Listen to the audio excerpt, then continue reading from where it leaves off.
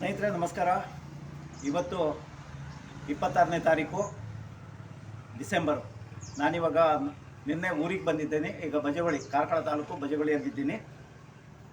ನಿನ್ನೆ ಬರಬೇಕಾದ್ರೆ ಈ ಲೈವ್ ಯಾಕೆ ಮಾಡ್ತಾ ಇದ್ದೀನಿ ಅಂದರೆ, ಇವಾಗ ಸರ್ಕಾರಿ ಅಧಿಕಾರಿಗಳಿಗೆ ಮತ್ತು ಪೊಲೀಸರಿಗೆ ನಾವೊಂದು ಸ್ಪಷ್ಟ ಸಂದೇಶ KRS ಪಕ್ಷದಿಂದ ನೀಡೋಕ್ಕೆ ಇಚ್ಛೆ ಪಡ್ತಾ ಇದ್ದೀವಿ.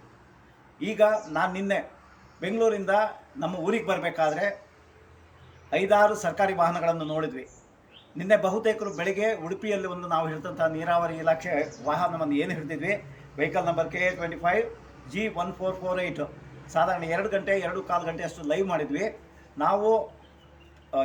ನಾವು ಕಾನೂನಾತ್ಮಕವಾಗಿ ಪ್ರಶ್ನೆಗಳನ್ನು ಮಾಡಬೇಕು ಅಷ್ಟೇ ಮಾಡಿದ್ವಿ. ನಾನು ನಿರಂತರವಾಗಿ ಅಲ್ಲಿ ಉಡುಪಿ ತಂಡ ಏನಿತ್ತು ಆ ವಾಹನವನ್ನು ನಿಲ್ಲಿಸಿ ಪ್ರಶ್ನೆ ಮಾಡಿದ್ದು ನೀವು ನೋಡಿದ್ದೀರಾ. ಇವರು ಸರ್ಕಾರಿ ಅಧಿಕಾರಿಗಳು ಸ್ವಂತ ಬಳಕೆಗೆ ಅವ್ರು ಯಾವುದಾದ್ರೂ ಕೆಲಸದಲ್ಲಿ ಬಂದಿದ್ದರೆ ಅಥವಾ ಅವರೊಬ್ಬರೇ ಯಾವುದಾದ್ರೂ ಡ್ಯೂಟಿ ಮೇಲೆ ಬಂದಿದ್ದರೆ KRS ಪಕ್ಷದವತ್ತು ಯಾವ ಅಭ್ಯಂತರವೂ ಇಲ್ಲ. ಆದರೆ ಇವ್ರು ಏನು ಮಾಡ್ತಾರೆ, ಯಾವುದಾದ್ರೂ ಒಂದಾದರೆ ಕೆಲಸ ಹಾಕಿಸ್ಕೊಳ್ಳೋದು ಬೇಕಂತಾನೆ ಯಾವುದೋ ಅಕ್ಕಪಕ್ಕ ಜಿಲ್ಲೆಗಳಿಗೆ ಮಧ್ಯದಲ್ಲಿ ಆ ಗಾಡಿನ ಎಲ್ಲೆಲ್ಲೋ ತೊಗೊಂಡು ಹೋಗೋದು, ಆಮೇಲೆ ನಾಳೆ ಮತ್ತೆ ಕಂಟಿನ್ಯೂ ಮಾಡೋದು, ಈ ಥರ ಆಗ್ತಾ ಇದ್ದಾರೆ. ನಿನ್ನೆ ನೀರಾವರಿ ಇಲಾಖೆದು ನಾವು ಏನು ಗಾಡಿ ಹಿಡ್ದಿದ್ದೀವಿ ಅಲ್ಲೇ ಆಗಿರೋದು ಅಷ್ಟೇ. ಆ ವ್ಯಕ್ತಿ ನಮಗೆ ಬಂದಿರೋ ಮಾಹಿತಿ 2 ಮಾಹಿತಿ ಬಂದಿತ್ತು. ಒಂದು, ಧಾರವಾಡದಿಂದ ಯಾರೋ ಫೋನ್ ಮಾಡಿಬಿಟ್ಟು ಈ ಥರದ್ದೊಂದು ವಾಹನ ಉಡುಪಿಗೆ ಹೋಗ್ತಾ ಇದೆ, ಅದರಲ್ಲಿ ಫ್ಯಾಮಿಲಿ ಸಮೇತ ಹೋಗ್ತಾ ಇದೆ, ಮತ್ತು ಅದರಲ್ಲಿ ನಗದು ಹೋಗ್ತಾ ಇದೆ, ಕ್ಯಾಶ್ ತಗೊಂಡು ಹೋಗ್ತಾ ಇದ್ದಾರೆ. ಅಂದರೆ ಕ್ಯಾಶ್ ಅಂದರೆ ಏನು, ಸಾವಿರದಲ್ಲೆಲ್ಲ ಲಕ್ಷಗಟ್ಟಲೆ ಕ್ಯಾಶ್ ಹೋಗ್ತಾ ಇದೆ ಅಂತ ಮಾಹಿತಿ ಬಂದಿತ್ತು. ನೀವು ಕೇಳ್ಬೋದು, ನೀವು ಅದನ್ನು ಪೊಲೀಸಿಗೆ ಯಾರು ಯಾಕೆ ಇನ್ಫಾರ್ಮ್ ಮಾಡಿಲ್ಲ ಅಂತ. ಆದರೆ ನಮ್ಮ ಉದ್ದೇಶ ಇದ್ದಿದ್ದಿಷ್ಟೇ, ಇಲ್ಲಿ ಒಂದೇ ಕಲ್ಲಿಗೆ 2 ಹಕ್ಕಿ ಹೊಡಿಬೇಕು ಅಂತ. ಒಂದು, ಆ ಕ್ಯಾಶ್ ಏನಿರುತ್ತೆ ಆಟೋಮೆಟಿಕ್ಕಾಗಿ ನಾವು ಪೊಲೀಸಿಗೆ ಹ್ಯಾಂಡ್ ಓವರ್ ಮಾಡಿದರೆ ಅವರಲ್ಲಿ ಗಾಡಿ ಸೀಸ್ ಮಾಡ್ತಾರೆ, ಅಲ್ಲಿರೋ ಏನು ವಸ್ತುಗಳಿರ್ತವೆ ಅದನ್ನು ಸರ್ಚ್ ಮಾಡ್ತಾರೆ. ಹಾಗಾಗಿ ಅದು ಮಾಡೋಣ ಅಂದ್ಕೊಂಡೆ. ಇನ್ನೊಂದು ಏನಂದರೆ, ಸರ್ಕಾರಿ ವಾಹನವನ್ನು ದುರುಪಯೋಗ ಯಾರು ಮಾಡ್ತಾರೆ ಅವರಿಗೆ ಒಂದು ಸ್ಪಷ್ಟ ಮೆಸೇಜ್ ಕೊಡೋದು, ಅವ್ರ ಮೇಲೆ FIR ಮಾಡಿಸಿ ಕಾನೂನು ರೀತಿಯ ಒಳಗಡೆ ತರುವಂಥ ಒಂದು ಪ್ರಯತ್ನ ಮಾಡಿದ್ವಿ. ಆದರೆ ನಾವು ಒಂದು ರೀತಿಯಲ್ಲಿ ವಿಫಲ ಆದ್ವಿ. ಇದರಲ್ಲಿ ಕೆಲವರು ಪ್ರಶ್ನೆ ಮಾಡಿದ್ದಾರೆ, ನಮ್ಮ ಸ್ಥಳೀಯರು ಯಾರಿದ್ದಾರೆ, ಉಡುಪಿ ಜಿಲ್ಲಾ ತಂಡ ಮತ್ತು ತಾಲೂಕುಗಳಲ್ಲಿದ್ದಾರೆ, ಅವರಿಗೆ ಕೆಲವರು ನಮ್ಮವರೇ ಕೇಳಿದ್ರಂತೆ, ನೀವು ಯಾಕೆ ಆ ವಾಹನನ ಬಿಟ್ಕೊಟ್ರಿ ಅಂತ. ನೀವು ಒಂದು ಅರ್ಥ ಮಾಡ್ಕೋಬೇಕು, ಸರ್ಕಾರಕ್ಕೆ ಎಷ್ಟು ಪವರ್ ಇರುತ್ತೆ ಅಂದರೆ, ನಾವೇನಾದರೂ ಪೊಲೀಸರ ಮೇಲೆ ಒತ್ತಡ ಹಾಕೋದು, ಆ ಸರ್ಕಾರಿ ಅಧಿಕಾರಿಗಳಿಗೆ ಇನ್ನೂ ಹೆಚ್ಚಿನ ಒತ್ತಡ ಹಾಕೋದು ಮಾಡಿದರೆ ಇವರಿಗೆ ಏನು ಕಷ್ಟ ಇಲ್ಲ. ಯಾಕಂದರೆ ಹ್ಯಾಂಡ್ ಇನ್ ಗ್ಲೌ, ಸರ್ಕಾರಿ ಅಧಿಕಾರಿಗಳು ಮತ್ತು ಪೊಲೀಸರು ಹ್ಯಾಂಡ್ ಇನ್ ಗ್ಲೌ ಇಮ್ಮಿಡಿಯೇಟ್ ಆಗಿ ನಿಮ್ಮ ಮೇಲೆ FIR ಮಾಡ್ತಾರೆ. ಆವಾಗ ಅವರನ್ನು ಬಿಡಿಸ್ಕೊಳ್ಳೋಕ್ಕೆ, ಇಲ್ಲಿ ನಾನು ಸ್ಥಳೀಯವಾಗಿ ಹೇಳಬೇಕಾದ್ರೆ ಉಡುಪಿ ಜಿಲ್ಲೆಯಲ್ಲಿ ಯಾರಿದ್ದಾರೆ ಇವರನ್ನು ಬಿಡಿಸ್ಕೊಳ್ಳೋಕ್ಕೆ ನಮ್ಮಿಂದ ಬೆಂಗಳೂರಲ್ಲಿದ್ದು ಇದು ಮಾಡೋಕ್ಕಾಗೋದಿಲ್ಲ. ಇಲ್ಲಿ ಯಾವುದೋ ಒಂದು ಏನು ಎಕ್ಸ್ಪೀರಿಯನ್ಸ್ಡ್ ತಂಡ ಇರ್ತಿದ್ರೆ ನಾವು ಅವರಿಗೆ ಹೇಳಿಬಿಟ್ಟು ಇದನ್ನು ಮಾಡಿಸ್ಬೋದಿತ್ತು. ನಮಗೆ FIRಗಳು ಆಗೋದು ಭಯ ಅಲ್ಲ, ಆದರೆ ಆ ಮುಂದಿನ ಇದು ಕಾನೂನು ಪ್ರಕ್ರಿಯೆ ಏನಿರುತ್ತೆ ಆ ಪ್ರಕ್ರಿಯೆಯಲ್ಲಿ ನಾವು ಕೆಲವರು ಅನುಭವಿಸಬೇಕಾದಂಥ ಇದು ಹೊಸಬ್ರಿಗೆ ಅದು ತುಂಬ ಕಷ್ಟ ಆಗುತ್ತೆ. ಯಾಕಂದರೆ ಬೇಲ್ ತೊಗೋಬೇಕು, ಅದು ಮಾಡಬೇಕು, ಇದು ಮಾಡಬೇಕಂತ. ಹಾಗಾಗಿ ಇದು ನಾವು ಅವರಿಗೆ ಸ್ಪಷ್ಟ ಇದು ಕೊಡ್ತಾ ಇರೋದು ಯಾಕೆ ಮಾಡಿಲ್ಲ. ನಾವೇನು ಕಾನೂನು ಮಾಡಿದ್ದೀವಿ, ಪದೇ ಅಲ್ಲಿ ಇದು ಸಾರ್ವಜನಿಕರು ಹೇಳಿದ್ದಾರೆ, ಡಿಕ್ಕಿ ಓಪನ್ ಮಾಡಿ ಅಂತ ಪದೇ ಹೇಳಿದ್ದಾರೆ ಅಧಿಕಾರಿಗೆ. ಆದರೆ ಅವರು ಮಾಡಿಲ್ಲ. ಪೊಲೀಸರು ಬಂದರು, ಅವ್ರ ಹತ್ರನೂ ಹೇಳಿದ್ದಾರೆ ಡಿಕ್ಕಿ ಓಪನ್ ಮಾಡಿಸಿ ಅಂತ, ಅವರು ಮಾಡಿಲ್ಲ. ಕೊನೆಗೆ ಏನು ಮಾಡಿದ್ರು, ನಾನೇ ನೇರವಾಗಿ ಹೇಳಿದೆ ನಮ್ಮ ತಂಡದವರಿಗೆ, ನೀವು ಏನು ಮಾಡಬೇಡಿ, ನೀವು ದೂರು ಕೊಡಬೇಡಿ, ಪೊಲೀಸರು ದೇ ಆರ್ ಡ್ಯೂಟಿ ಬೌಂಡ್. ಯಾವುದೇ ಸರ್ಕಾರಿ ವಾಹನ ಈ ಥರ ಮಿಸ್ಯೂಸ್ ಆಗ್ತಾ ಇದ್ದರೆ ನಾನು ಅದಕ್ಕೆ ಮುಂದೆ ಹೇಳ್ತೀನಿ, ಯಾವ ಸೆಕ್ಷನ್ ಕೆಳಗಡೆ ಬರುತ್ತೆ ಅದನ್ನು ಹೇಳ್ತೀನಿ. They are duty bound to register an FIR. ಆದರೆ ನಿನ್ನೆ ಭರತೇಶ್ ಅನ್ನೋರು PSI, ಯಾರು ಉಡುಪಿ ಟೌನ್ ಪೊಲೀಸ್ ಭರತೇಶ್ ಅವರು, ನನ್ನ ಜೊತೆ ಮಾತಾಡಿರೋ ಆಡಿಯೋನು ಇದ್ರ ಜೊತೆಗೆ ಹಾಕ್ತಾ ಇದ್ದೀನಿ ನಾನು, ನೀವು ಕೇಳಿಸ್ಕೊಳ್ಳಿ ಪೊಲೀಸರು ಯಾವ ರೀತಿ ಬಕೆಟ್ ಹಿಡಿಯೋ ಕೆಲಸ ಮಾಡ್ತಾ ಇದ್ದಾರೆ ಸರ್ಕಾರದ ಜೊತೆ ಅಂತ. ಈಗ ಮುಂದಿನ ವಿಚಾರ ಹೇಳ್ತೀನಿ. ಇದು ನಿನ್ನೆ ವಿಚಾರ ಆಯಿತು. ನಾನು ಅಲ್ಲಿಂದ ಬರಬೇಕಾದ್ರೆ, ಬೆಂಗಳೂರಿಂದ ಬರಬೇಕಾದ್ರೆ, ಧರ್ಮಸ್ಥಳ ಸೈಡ್ ಬರಬೇಕಾದ್ರೆ ಒಂದು 2-3 ವೆಹಿಕಲ್, 2-3 4 ವೆಹಿಕಲ್ಗಳಷ್ಟು ನಮ್ಮ ಮುಂದೆ ಪಾಸ್ ಆಗಿದ್ವು. ಆದರೆ ನಾನು ಫ್ಯಾಮಿಲಿ ಜೊತೆ ಬಂದಿದ್ದರಿಂದ ಯಾವುದೂ ನಿಲ್ಸಕ್ಕೆ ಹೋಗಿಲ್ಲ. ಮತ್ತು ರಾತ್ರಿ 8-8:30 ಗಂಟೆ ಆಗಿತ್ತು. ಸೊ ಆ ಸಮಯದಲ್ಲಿ ಒಂದು ವಿಡಿಯೋಗಳು ಸರಿಯಾಗಿ ಬರೋದಿಲ್ಲ, ಮತ್ತು ಅದು ಕಾಡು ಇರೋ ಜಾಗ ಆದ್ದರಿಂದ ನಿಮಗೆ ನೆಟ್ವರ್ಕ್ ಸರಿಯಾಗಿ ಸಿಗುತ್ತೆ, ಕಂಟಿನ್ಯೂಸ್ ಲೈವ್ ಮಾಡೋಕ್ಕಾಗೋದು ಧೈರ್ಯ ಇರೋದಿಲ್ಲ. ಹಾಗಾಗಿ ಅನವಶ್ಯಕವಾಗಿ ಈ 3 ಕಾರಣಗಳಿಗೆ, ಒಂದು ಫ್ಯಾಮಿಲಿ ಜೊತೆ ಇರೋದ್ರಿಂದ, ಇನ್ನು ಲೈವ್ ಮಾಡೋದು ಸಮಸ್ಯೆ ಇರೋದು, ಇನ್ನೊಂದು ಕತ್ಲಾಗಿರೋದು, ಈ 3 ಕಾರಣಗಳಿಂದ ನಾನು ಯಾವ ಗಾಡಿ ಇನ್ನೂ ನಿಲ್ಸಕ್ಕೆ ಹೋಗಿಲ್ಲ. ಇದೆಲ್ಲ ಅವಕಾಶ ಮುಂದಕ್ಕೆ ಸಿಗುತ್ತೆ ಅಂತ ಬಿಟ್ಬಿಟ್ಟೆ ಅಷ್ಟೇ. ಈಗ ನಿನ್ನೆಯಿಂದ ಪ್ರಾರಂಭವಾಗಿ 25ನೇ ತಾರೀಕು ನಿನ್ನೆನೇ ಬಹುತೇಕರು ಹೊರಟಿದ್ದಾರೆ ಗೊತ್ತು. ಈಗ ಇವತ್ತು ಒಂದು ದಿವಸ CL ಹಾಕಿಬಿಟ್ರೆ ನಾಳೆ ರಜಾ, 4ನೇ ಸ್ಯಾಟರ್ಡೆ, ಭಾನುವಾರ ರಜಾ. ಸೊ ಕಂಟಿನ್ಯೂಸ್ 4 ದಿವಸ ರಜಾ ಸಿಗ್ತಾ ಇದೆ. ಇಂಥವ್ರನ್ನ KRS ಪಕ್ಷದವರು, ನಿಮಗೆ ಯಾರ್ಯಾರು ಈ ಥರ ಗಾಡಿಗಳನ್ನು ತೊಗೊಂಡು ಹೋಗ್ತೀರಾ, ನಿಮ್ಮ ಸ್ವಂತ ಫ್ಯಾಮಿಲಿಗಿರ್ಬೋದು ಅಥವಾ ಬೇರೆ ಯಾವುದಾದ್ರು ಮಕ್ಕಳನ್ನ ನೋಡಿ, ಉಡುಪಿಗೆ ಬಂದಿದ್ದು ಯಾಕೆ, ಆ ಮಗಳನ್ನ ಕಾಲೇಜಿಗೆ ಬಿಡಕ್ಕಂತೆ, ಅಂದರೆ ಅಲ್ಲಿ ಏನೋ ಕೆಲಸ ಇತ್ತಂತ ಕಾಲೇಜಲ್ಲಿ, ಇಂಥದ್ದಕ್ಕೆ ಬಳಸ್ತಾ ಇದ್ದಾರೆ.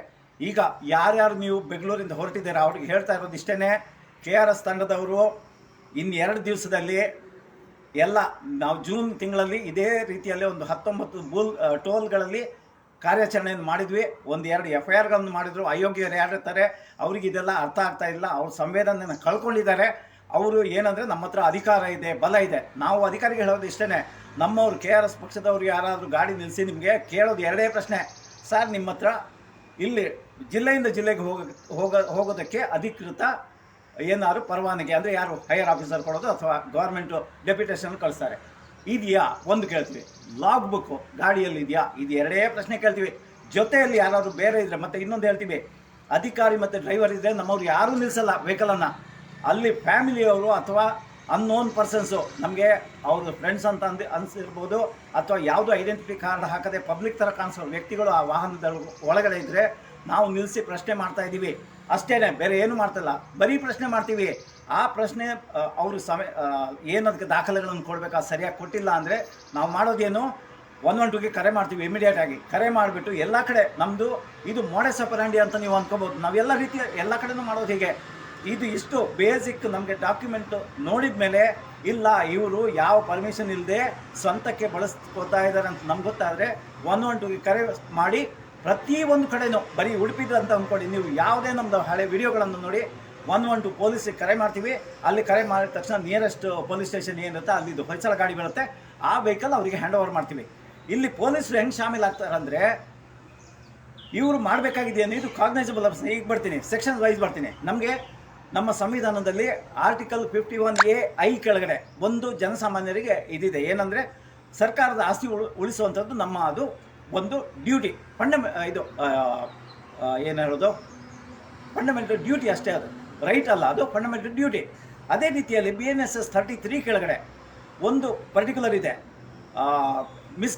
ಕ್ರಿಮಿನಲ್ ಏನು ಈ ಸರ್ಕಾರಿ ವಾಹನನ ದುರುಪಯೋಗ ಪಡಿಸಿದ್ರೆ ಅವರು BNS 316 ಸಬ್ಸೆಕ್ಷನ್ 5 ಕೆಳಗಡೆ ಈ 10 ವರ್ಷ ಅಥವಾ ಜೀವಾವಧಿ ಶಿಕ್ಷೆ ಇರುವಂಥ ಪನಿಷ್ಮೆಂಟಲ್ಲಿ ಕಾಗ್ನೈಸಬಲ್ ಅಫೆನ್ಸ್ ಇದ್ದಾಗ ಜನಸಾಮಾನ್ಯರು BNSS ಸೆಕ್ಷನ್ 33 ಕೆಳಗಡೆ ನಾವು ಪೊಲೀಸರಿಗೆ ಇನ್ಫಾರ್ಮ್ ಮಾಡಬೇಕು. ಅದನ್ನು ಪೊಲೀಸರು ಆ ವಾಹನವನ್ನು ಸೀಸ್ ಮಾಡಿ ಅವ್ರ ದಾಖಲೆ ತೋರಿಸಿಲ್ಲ ಅಂದರೆ, ಈಗ ನಮಗೆ ತೋರಿಸದೇ ಇರ್ಬೋದು, ಆದರೆ ಅಲ್ಲಿ ತೋರಿಸ್ಬೋದು. ಅದಕ್ಕೆ ಅವರು ಡಾಕ್ಯುಮೆಂಟ್ಸ್ ಕ್ರಿಯೇಟ್ ಮಾಡಬೇಕು. ಇಂಥ ವಾಹನ ಬಂದಿತ್ತು, ಅವರ ಕೇಸ್ ಡೈರಿ ಅಂತೀವಿ, ಡೈಲಿ ಡೈರಿ ಅಂತೀವಿ, ಅದರಲ್ಲಿ ನಮೂದಿ ಮಾಡಬೇಕು. ಅದಾದಮೇಲೆ ಅವ್ರು ಏನು ಕ್ರಮ ತೊಗೊಂಡಿದ್ದಾರೆ ಅದು ಮಾಡಬೇಕು. ಇಲ್ಲ ಇರುತ್ತೆ ಏನೂ ಇಲ್ಲ, ದುರ್ಬಳಕೆ ಮಾಡ್ಕೊಂತಾರೆ, FIR ಹಾಕಿಬಿಟ್ಟು ಮುಂದೆ ಕಾನೂನು ಪ್ರಕ್ರಿಯೆ ಮಾಡಬೇಕು. ಅವರು ಕಂಪಲ್ಸರಿ ಮಾಡಬೇಕು. ಆದರೆ ಯಾವ ಪೊಲೀಸರು ಮಾಡ್ತಾ ಇಲ್ಲ, ಯಾಕಂದರೆ ಅವ್ರು ರಕ್ಷಿಸ್ತಾ ಇರೋದು ಅವರ ಅಣ್ಣ ತಮ್ಮಂದರು ಯಾರು, ಅದೇ ಡಿಪಾರ್ಟ್ಮೆಂಟಲ್ಲಿ ಕೆಲಸ ಮಾಡುವಂಥವ್ರು. ಈಗ ಇದು ಒಂದು ಹೇಳಿದೆ, ಇನ್ನು 2 ದಿವಸದಲ್ಲಿ ಎಲ್ಲ ಯಾವ್ದು ಗಾಡಿಗಳು ಬಂದಿದೆಯೋ ವಾಪಸ್ ಹೋಗ್ತವೆ. ನಾವು ಟೋಲ್ಗಳಲ್ಲಿ ಹಿಡಿತೀವಿ. ಇದನ್ನು ನಾವು ಎಷ್ಟೇ FIR ಮಾಡಲಿ, ಎಷ್ಟೇ ಭಾಗದಲ್ಲಿ FIR ಮಾಡಿ KRS ಅವರು ಇದನ್ನು ನಿಲ್ಲಿಸಲ್ಲ. ಅದೇ ರೀತಿಯಲ್ಲಿ ಜನವರಿ 1 ಈಗ 31ಕ್ಕೆ ಸೆಲೆಬ್ರೇಷನ್, ಕ್ರಿಸ್ಮಸ್ಸು ಎಲ್ಲ ಆದಮೇಲೆ ನ್ಯೂ ಇಯರ್ ಸೆಲೆಬ್ರೇಷನ್ ಅಂತ 31ಗೆ ಮಾಡ್ತಾರೆ. ಎಲ್ಲ ಕುಡ್ಕೊಂಡು ಅಥವಾ ಫ್ಯಾಮಿಲಿ ಜೊತೆ ಹೋದವರು ದೇವಸ್ಥಾನಗಳಿಗೆ ಅಲ್ಲಿ ಇಲ್ಲಿ ಅಂತ. ಈಗ ನನಗೆ ಗೊತ್ತಿದೆ, ನಿನ್ನೆ ಬಂದಿದ್ದು ವೆಹಿಕಲ್ಗಳು ಪ್ರಾಯಶಃ ಇವತ್ತು ನಾವು ಹೋದರೆ ಎಲ್ಲಿ ಧರ್ಮಸ್ಥಳಕ್ಕೆ ಹೋದರೆ ಅಲ್ಲಿ ಸಿಗುತ್ತೆ ಆ ವೆಹಿಕಲ್, ಕುಕ್ಕೆ ಸುಬ್ರಹ್ಮಣ್ಯ ಹೋದರೆ ಅಲ್ಲಿ ಸಿಗುತ್ತೆ, ಉಡುಪಿ ಹೋದರೆ ಅಲ್ಲಿ ಸಿಗುತ್ತೆ. 4-5 ದೇವಸ್ಥಾನಗಳಿಗೂ ನೆಕ್ಸ್ಟ್ ಹೊರನಾಡು ಹೋಗಿ ಕಳಸ ಹೋಗ್ಬಿಟ್ಟು ಪ್ರಾಯಶಃ ಬೆಂಗಳೂರಿಗೆ ಹೋಗ್ತಾರೆ ಅಥವಾ ಬೇಲೂರಿಗೂ ಹೋಗ್ಬೋದು, ಗೊತ್ತಿಲ್ಲ. ನಾವು ಇಂಥ ಜಾಗದಲ್ಲಿ ಈ ವಾಹನಗಳನ್ನು ಟ್ರ್ಯಾಕ್ ಮಾಡ್ಬೋದು. ಆದರೆ ನಿಮ್ಗೆ ಅವಕಾಶ ಕೊಡ್ತಾ ಇದ್ದೀವಿ. ಯಾರ್ಯಾರು ಬಂದಿದ್ದೀರಾ ದಯವಿಟ್ಟು ನೀವು ವಾಪಸ್ ಹೋಗಿಬಿಟ್ಟು ನಮ್ಮ ಕೈಯಲ್ಲಿ 2 ದಿವಸ ಆದಮೇಲೆ ತಗಲಾಕೋಬೇಡಿ. ಅದೇ ರೀತಿಯಲ್ಲಿ ಜನವರಿ 1 ನೀವು ಯಾರ್ಯಾರು ಬಂದಿದ್ದೀರಾ, ಯಾರ್ಯಾರು ಬಂದಿಲ್ವಾ, ಬಂದವರಿಗೆ ಆಲ್ರೆಡಿ ಹೇಳಾಯಿತು. ಯಾರ್ಯಾರು ಬಂದಿಲ್ವಾ ಈ ದುಸ್ಸಾಹಸಕ್ಕೆ ಕೈ ಹಾಕಬೇಡಿ. ನಮಗೆ ಮಿನಿಸ್ಟ್ರು ಪರಿಚಯ ಇದ್ದಾರೆ, ನನಗೆ ಸರ್ಕಾರ ಇದೆ, ನನಗೆ ಪೊಲೀಸರು ಇದೆ ಅಂತ KRS ಅವರು FIR ಆದ್ರೂ ಜಗೋರಲ್ಲ. ಆಫ್ಟರ್ ಆಲ್ ಏನು ಮಾಡ್ತೀರಾ, ಒಂದು FIR ಹಾಕ್ತೀರಾ ಅಷ್ಟೇ ತಾನೇ, ಅಂಥದ್ದು ಸಾವಿರಾರು ನಾವು ಹಾಕಿಸ್ಕೊಂಡಿದ್ದೀವಿ ಇವಾಗಲೇ. ಹಾಗಾಗಿ ಪೊಲೀಸರಿಗೂ ಹೇಳ್ತಾ ಇದ್ದೀವಿ, ಯಾರಾದರೂ ನಮ್ಮ KRS ಅವರು ಈ 3 ವಿಚಾರದಲ್ಲಿ ನಿಮಗೆ ವಾಹನ ಹ್ಯಾಂಡ್ ಓವರ್ ಮಾಡಿದರೆ, ನಿನ್ನೆ ಭರತೇಶ್ ಅವರು ಅಕ್ಷಮ್ಯ ಮಾಡಿದ್ದಾರೆ. ಇದನ್ನು ನಾವು ಯಾರಿಗೆ ಹೈಯರ್ ಆಫೀಸರಿಗೆ ಕೊಡಬೇಕಾ ಅದನ್ನು ಇವಾಗ ಮಾಡಿ ಇದ್ರ ಬಗ್ಗೆನೂ ತನಿಖೆ ಮಾಡ್ತೀವಿ. ಯಾಕಂದರೆ ಆ ಕಾರಲ್ಲಿ ಕ್ಯಾಶ್ ಇತ್ತು ಅನ್ನೋದು, ಕ್ಯಾಶ್ ಯಾರಿಗೆ ಸೇರಿರೋದು, ಒಬ್ಬ MLAಗೆ ಅಥವಾ ಒಂದಾದರೆ MLA ಕಳಿಸಿರೋದು ಅಥವಾ MLAಗೆ ತಲುಪಬೇಕಾಗಿರೋದು. ನಾನು ಹೆಸರು ಹೇಳೋಕ್ಕೆ ಇಷ್ಟಪಡೋಲ್ಲ, ನಮ್ಗೆ ಬಂದಿರೋ ಮಾಹಿತಿ ಪ್ರಕಾರ ನಾನು ಹೇಳ್ತಾ ಇದ್ದೀನಿ ಅಷ್ಟೇ. ಪೊಲೀಸರು ನಿನ್ನ ವಾಹನ ಸೀಸ್ ಮಾಡ್ತಾ ಇದ್ರೆ ಇಷ್ಟು ದೊಡ್ಡ ಪ್ರಕರಣನ ಅವರು ಭೇದಿಸ್ಬೋದಿತ್ತು, ಆದರೆ ಮಾಡಿಲ್ಲ. ಯಾಕೆ ಮಾಡಿಲ್ಲ ಗೊತ್ತಿಲ್ಲ. ಪ್ರಾಯಶಃ ಯಾರಿಗೂ ಹಣ ಹೋಗ್ಬೇಕಿತ್ತ ಅವರಿಂದನೇ ಕಾಲ್ ಬಂದಿರ್ಬೋದು, ಅಥವಾ ಹೈಯರ್ ಆಫೀಸರು ಬೇಡ ಅಂದಿರ್ಬೋದು, ಅಥವಾ ಇವರೇ ನಿಗ್ಲೆಕ್ಟ್ ಮಾಡಿರ್ಬೋದು. ಏನು ಈ ಥರ ಇದೇನು ದೊಡ್ಡ ವಿಚಾರ ಇದು, ಸರ್ಕಾರಿ ವಾಹನ ತಾನೇ ಬಿಟ್ಬಿಡೋಣ ಅಂತ. ಅಲ್ಲ, ನೀವು ಅತಿ ದೊಡ್ಡ ಅಕ್ಷಮ್ಯ ಮಾಡಿದ್ದೀರ, ತಪ್ಪು ಮಾಡಿದ್ದೀರ. ಅದು ನೀವು ಮುಂದಕ್ಕೆ ಮಾಡಬೇಡಿ, ಬೇರೆ ಪೊಲೀಸರು ಮಾಡಬೇಡಿ ಅಂತ ಹೇಳ್ತಾ 1ನೇ ತಾರೀಕು ಯಾರ್ಯಾರು ಅಂದರೆ ಈಗ ಯಾರ್ಯಾರು ಹೊರಟಿಲ್ವಾ 1ನೇ ತಾರೀಕು ಅಥವಾ 31ಕ್ಕೆ ಹೊರಟು ನಾನು ಹೇಗಾದರೂ ಜಯಿಸ್ತೀನಿ ಅಂತ ದಯವಿಟ್ಟು ಇದು ಮಾಡಬೇಡಿ. ಟೋಲ್ಗಳಲ್ಲಿ ನಿಮ್ಮ ಗಾಡಿಗಳನ್ನು ಸಾಧಾರಣ ಒಂದು 30-40 ಕಡೆ ಟೋಲ್ಗಳಿದೆ ರಾಷ್ಟ್ರೀಯ ಹೆದ್ದಾರಿಗಳಲ್ಲಿ. ಎಷ್ಟು ಸಾಧ್ಯ ಇದೆಯಾ, ಲಾಸ್ಟ್ ಟೈಮೇ ನಾವು 19 ಮಾಡಿದ್ರಿಂದ ನಮಗೇನು ದೊಡ್ಡ ವಿಚಾರ ಅಲ್ಲ. ಎಲ್ಲ ಜಿಲ್ಲೆಗಳ ತಂಡ ಇದೆ, ಹಾಗಾಗಿ ನಾವು ಅವರಿಗೆ ಡೈರೆಕ್ಷನ್ ಕೊಟ್ಟರೆ ಅಲ್ಲಿ ಹತ್ತಿರ ಇರೋ ಟೋಲ್ಗಳು ಏನಿದೆ ಅಲ್ಲಿ ನಾವು ಇದನ್ನು ಆರ್ಗನೈಸ್ ಮಾಡೋದು ಏನು ದೊಡ್ಡ ವಿಚಾರ ಅಲ್ಲ.